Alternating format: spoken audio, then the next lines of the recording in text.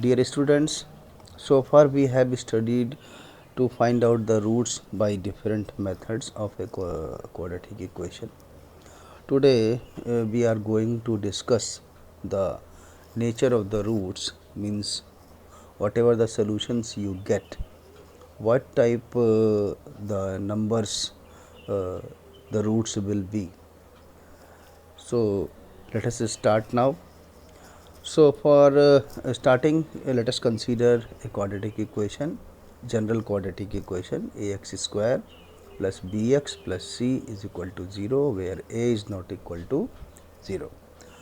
Now multiplying both sides by 4a to each term, we get 4a into ax square plus 4a into bx plus 4a into c is equal to 0. It implies that 4a square x square plus 4abx plus 4ac is equal to 0.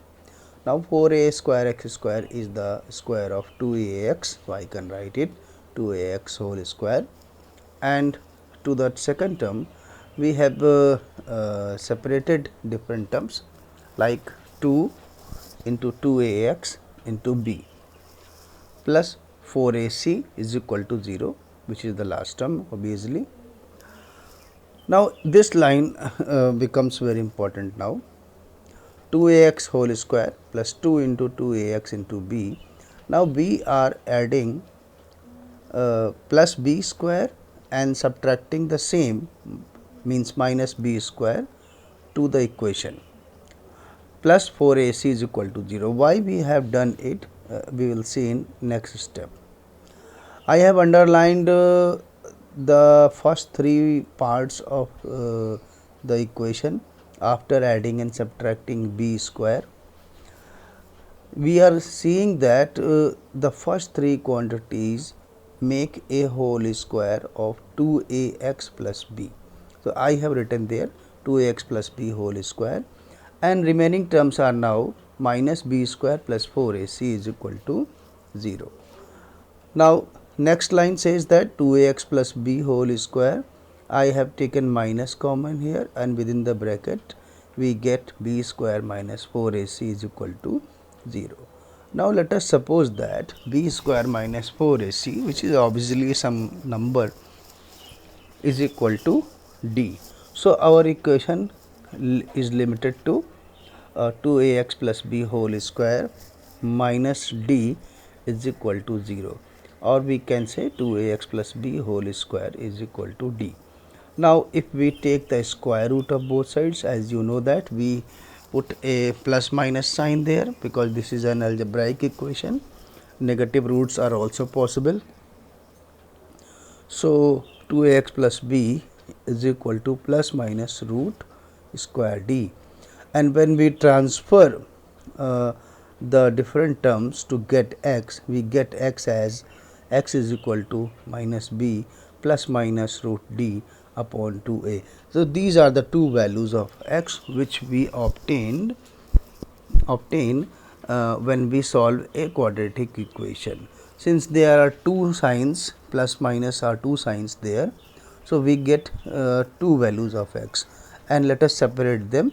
The first value of x is equal to minus b plus root d upon 2a, which we can consider as alpha, and the second value of x is obtained when we put minus sign before root d. So x is equal to minus b minus root d upon 2a, and we can consider it as beta.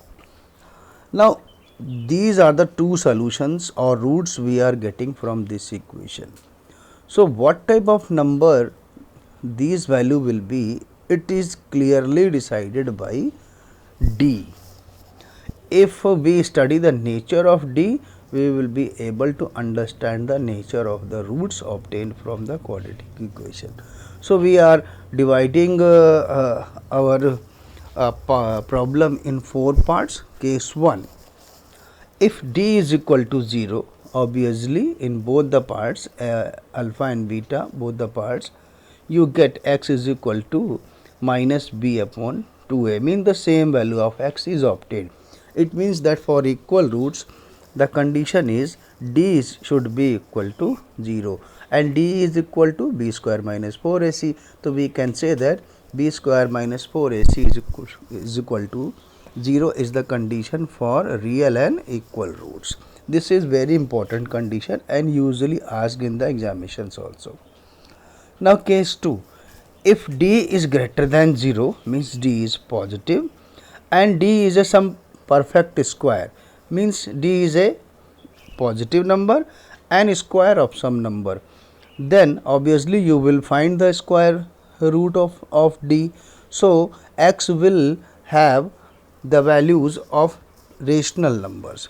So we can say that the second condition deals that if d is greater than 0 and d is coming a perfect square like 9. If we get 9, d is equal to 9, 9 is a perfect square number which is the square of 3.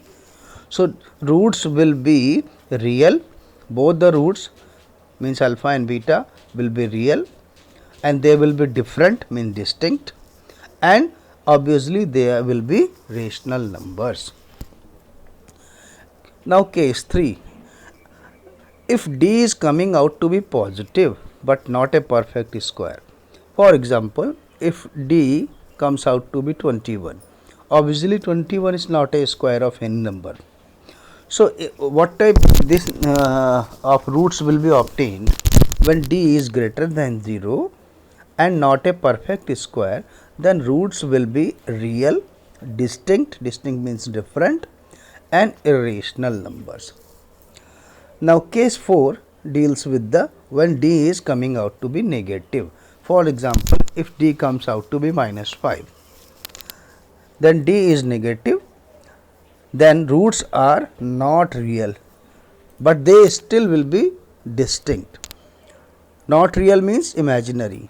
So if d comes out to be negative, then roots are imaginary means not real and distinct.